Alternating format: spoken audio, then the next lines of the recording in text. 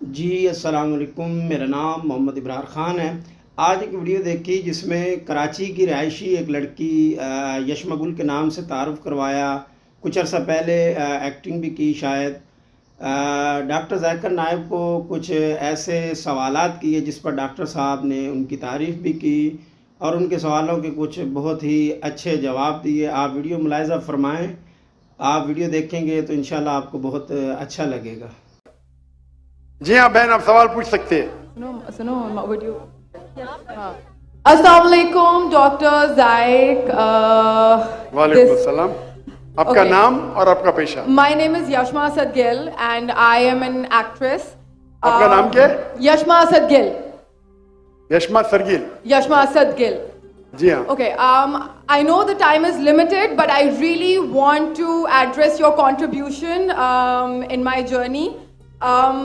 There was a time when I had fallen into the trap of atheism back in the days when I was doing my bachelor's, but Alhamdulillah, it was your videos and your lectures that brought me back to my religion and brought my spirituality back to me and my faith back to me. So Alhamdulillah for that, and thank you for coming to my country and especially my city. You've been a mentor and you are my, I'm literally shaking right now, I'm so sorry. Okay, so the question is, pardon me if I say anything wrong because my knowledge is limited. But at the time when I was doing my research and I came across your lectures, there was everything else that I could understand. But one question still remains, which is that this concept of predestination, and then there is this one concept of us human beings and Jannat having free will, right? तो अगर सब कुछ पहले से लिख दिया गया है, अब कुछ अगर सब कुछ प्रीडेस्टिन्ड है, तो जो कॉन्सेप्ट है कि अगर एक चोर कहीं पे चोरी करता है तो वो तो पहले से नहीं लिख दिया गया था, उसको उसकी अकाउंटेबिलिटी क्या है उसमें फ्री विल के हिसाब से?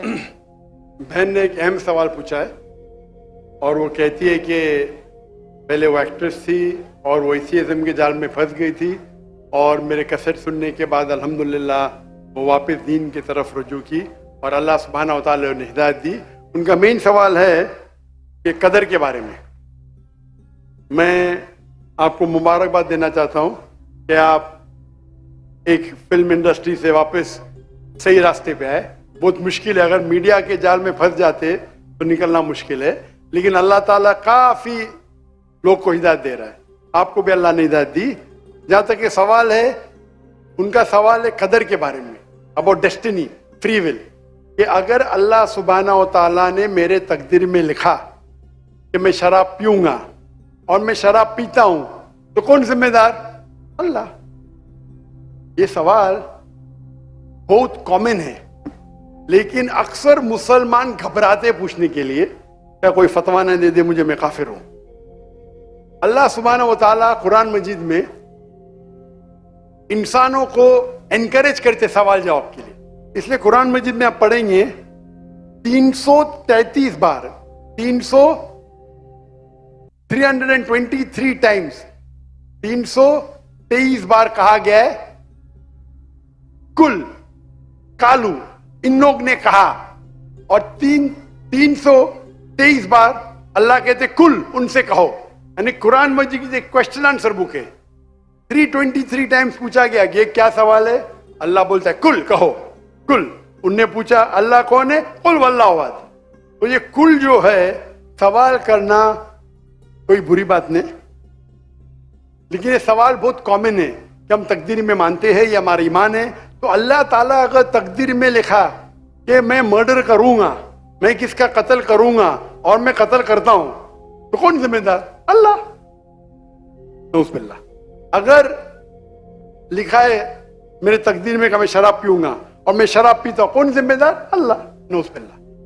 इसका जवाब यह है कि हमें समझना चाहिए तकदीर की क्या मानी है। और ये सवाल जब मैं दावती मैदान में तकरीबन 35 साल पहले शुरू किया, तो ये सवाल मुझे भी बहुत परेशान कर, किसने पूछा नहीं मुझे, अल्लाह की मदद है, अल्लाह की मदद है, जवाब मिलने के बाद ही लोग पूछते हैं। तो पहले चंद साल काफी तहकीक की, लेकिन जवाब कोई किताब में मिली नहीं। जवाब मिला। फिर मैंने उलमा से पूछा सही है, तो उन्होंने बोले माशाल्लाह अच्छा जवाब है, अब मैं अभी पेश करूंगा आपके सामने।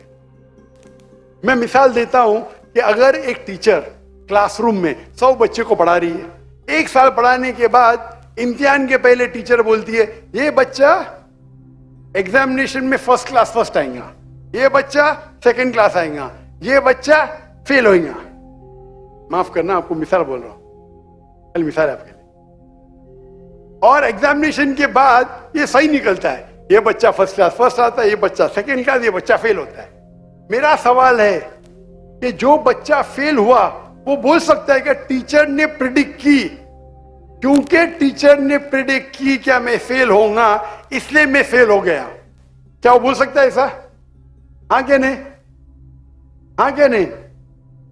नहीं। टीचर देखती थी कि ये बच्चा स्टूडियस है, बराबर होमवर्क करता है, ज़हीन है, ये बच्चा एवरेज है, ये बच्चा हॉकी खेलता था, क्लास में भी नहीं आता था, पिक्चर देखता था। तो टीचर ने देख के प्रिडिक्ट की, और टीचर अक्सर सही होती है, लेकिन इंसान है, गलती भी हो सकती है। इसी तरीके से अल्लाह सुब्हानहू व तआला एक इंसान नहीं है, अल्लाह के पास इल्मे गैब है। अल्लाह को पहले ही पता है आप क्या डिसीजन लेने वाले हैं। मिसाल के तौर पे एक शख्स आता है चौराहे पे, वो 4 में से एक सड़क को चुन सकता है, नंबर 1 सड़क, नंबर 2 सड़क, नंबर 3, नंबर 4। वो चुनता है नंबर 2 सड़क। चॉइस किसकी? चॉइस किसकी? इंसान की। हाँ क्या नहीं? हाँ क्या नहीं? लेकिन अल्लाह सुब्हानहू व तआला को इल्मे गैब है कि 5 तारीख को अक्टूबर के रात को 1 बजे, 1:15 बजे ये चौराहे पे आएगा। उसके पास 4 चॉइस थे, सड़क नंबर 1, सड़क नंबर 2, सड़क नंबर 3, सड़क नंबर 4। अल्लाह ताला जानते कि ये सड़क नंबर 2 चुनेगा, तो अल्लाह ताला लिख देते तकदीर में पहले ही कि ये इंसान 5 अक्टूबर की रात को 1 बजे, 1:15 बजे सड़क नंबर 2 पे चुनेगा। तो सड़क नंबर 2 किसने चुना? अल्लाह ने या क्या इंसान ने? अल्लाह ने चुना या इंसान ने चुना? इंसान ने चुना। तो कौन जिम्मेदार, अल्लाह या इंसान? अल्लाह या इंसान? इंसान। वो आगे जाता है और 3 सड़क आते, सड़क ए, सड़क बी, सड़क सी। वो चुनता है सड़क ए, अल्लाह ताला जानता है कि वो सड़क ए चुनेगा, लिख देता है। कौन जिम्मेदार? इंसान। अल्लाह जानते हैं कि ग्रेजुएशन पास करने के बाद वो इंसान ईमानदारी से कमा सकता है या चीटिंग करके कमा सकता है। वो चीटिंग करके कमाता है, अल्लाह ताला लिख देते कि ग्रेजुएशन के बाद ये इंसान को ऑप्शन नंबर था ईमानदारी से कमाए, चीटिंग करके कमाए। वो चीटिंग करके कमाएगा, एडवांस में लिखते। तो इससे हमें जाहिर होता है कि अल्लाह चुन रहा है कौन? इंसान। लेकिन अल्लाह ताला के पास इल्मे गैब है, तो अल्लाह ताला इसीलिए लिख रहे हैं क्योंकि वो जानते हैं कि वो इंसान ये गलत काम करेंगे। ये नहीं कि अल्लाह लिखते हैं और वो इंसान गलत काम करता है, क्योंकि वो इंसान गलत काम करने वाला है, अल्लाह जानते हैं, अल्लाह एडवांस में लिखते। तो कौन जिम्मेदार? इंसान। तो अल्लाह के पास इल्मे गैब है, और अल्लाह सुब्हानहू व तआला कभी गलती नहीं करते। अल्लाह ने आपको इख्तियार दिया कि आप चोरी करके जिंदगी बसर कर सकते या ईमानदारी से। आप ईमानदारी से करते, अल्लाह ताला लिख देते क्या ये इंसान ईमानदारी से जिंदगी बसर करेगा। तो कौन जिम्मेदार? इंसान। एक हदीस में आता है कि दुआ तकदीर को बदल सकती है। सही बात है। मिसाल के तौर पे आप जाते हैं एग्जामिनेशन में, आपको पेपर आपका बहुत खराब जाता है, आप जानते हैं मैं फेल होने वाली हूं, आप घर पे आके दुआ करते या अल्लाह मुझे पास कर। अल्लाह सुब्हानहू तआला को पता है कि आप एग्जामिनेशन में जाने वाले ये तारीख को आप फेल होंगे।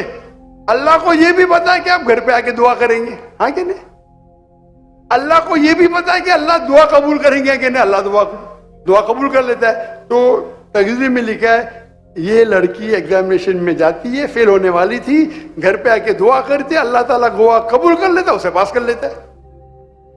तो हमें पता नहीं कि क्या होगा, तो दुआ करना अच्छी बात है।